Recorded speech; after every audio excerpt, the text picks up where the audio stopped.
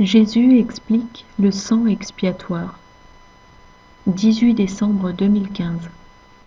Parole de Jésus à Sœur Claire, traduite et lue par Justine. Moi aussi j'ai foi en toi. Y a-t-il un écho dans cette pièce?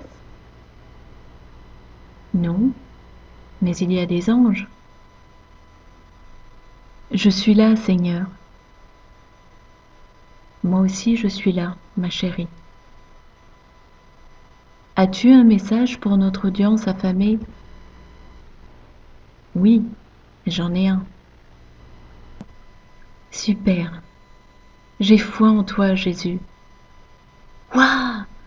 J'ai vu un ange devant moi sur la gauche, avec une plume pour écrire, et un sur la droite avec une épée. C'est correct. Tant mieux.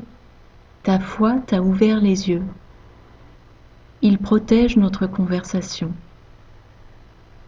Merci, Seigneur. Tu as des yeux dans le dos, tu sais? Waouh! Derrière moi, sur ma droite, un bouclier, et sur ma gauche, un éclair.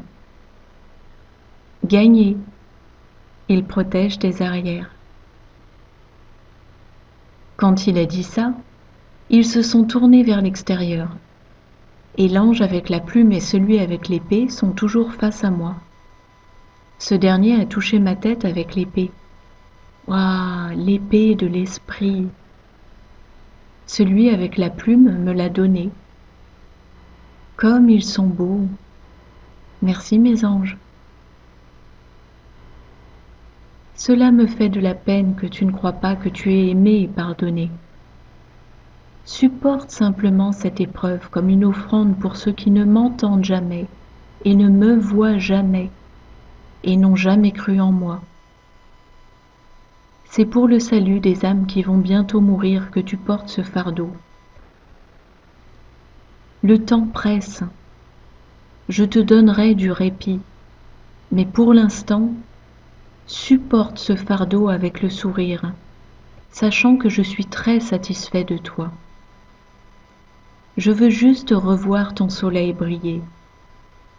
C'est une bénédiction que de voir ton sourire, quelles que soient les conditions subies, de sentir ton contact et le fait que tu te préoccupes de moi.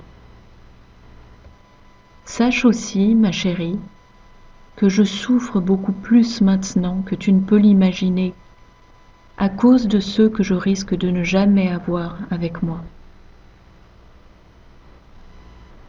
Ces derniers ont mobilisé Ézéchiel encore et encore, Claire.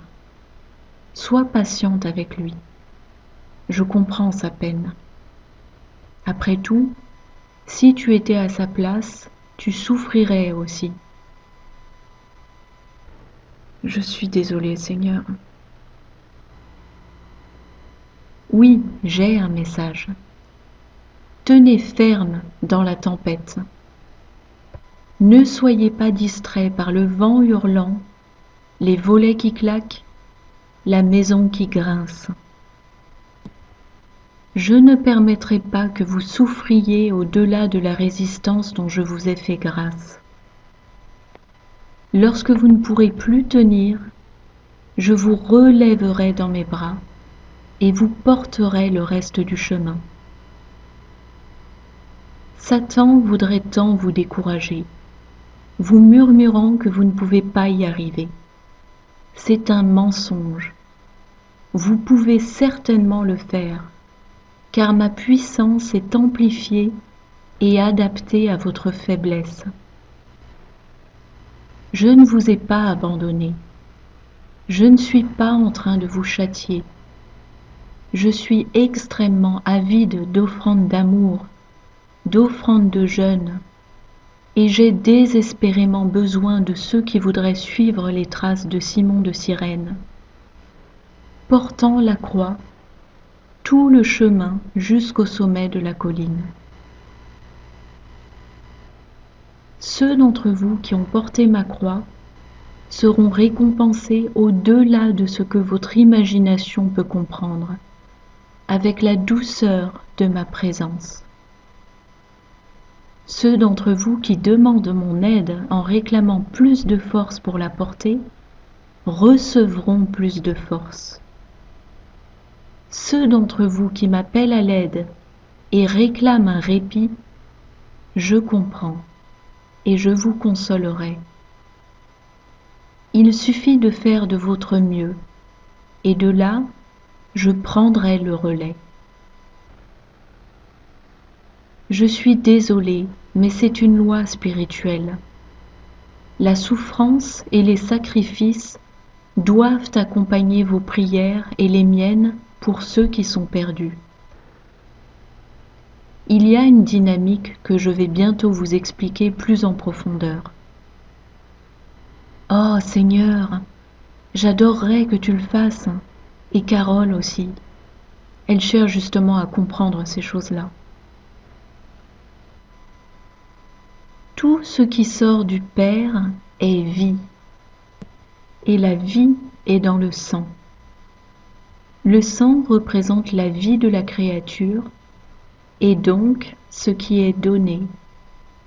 La vie qui provient du Père doit être expiée quand elle est perdue. Quand vous péchez, vous perdez la vie. Vous perdez la vie précieuse qui est sortie du Père, de façon à ce que toute chose puisse bien fonctionner, avec ordre, dans la sainteté, par la conception divine. Le péché introduit la corruption et spolie cette vie qui est nécessaire pour que l'écologie spirituelle des choses fonctionne. Imagine que vous soyez dans un système fermé, dont le Père est la source, procédant à travers moi et l'Esprit Saint. Si vous étiez dans un système clos, ce qui n'est pas le cas en fait, alors tu comprends naturellement que si l'on prend quelque chose, ce doit être remplacé. La force de vie elle-même doit retourner à l'expéditeur, façon de parler, pour être recyclée dans la délivrance d'une vie nouvelle, la transmission de nouvelles grâces. Non, il ne s'agit pas de réincarnation. Vous êtes né une fois et mourrez une fois. La réincarnation est une perversion de cette vérité que je te transmets, mon amour. Oui, c'est toujours moi qui te parle, et cela fait longtemps que je voulais t'expliquer cela. Le rôle joué par les offrandes est de la responsabilité de l'homme pour couvrir les pertes que les autres, ou soi-même, ont subies. La rédemption est couverte par mon sang. Mais la rédemption n'est pas juste un événement ponctuel, c'est un processus continu de sanctification. Vous êtes rachetés une fois pour toutes de la loi du péché, et la mort est un événement qui ne se produit qu'une fois. Mais le cycle incessant de la grâce et de la vie est la part de l'homme dans la réparation pour les dommages causés à ce que le Père a délivré, en résonnant avec ce système fermé. Voilà pourquoi le sang des animaux était nécessaire. Cela permettait de remplacer ce que le péché a retiré du système fermé. Mais bien sûr, le sang des chèvres et des moutons ne peut en aucun cas remplacer la vie. C'était symbolique en ce que la vie en eux est retournée au Père dans le système fermé. Cela n'implique aucun déficit sur notre propre compte, car nous sommes infinis en êtres et en ressources. Mais il s'agit, si l'on peut dire, d'une distribution à ce système que l'homme est appelé à entretenir et à réparer. C'est vraiment un mystère. Un jour, vous serez plus à même de le comprendre.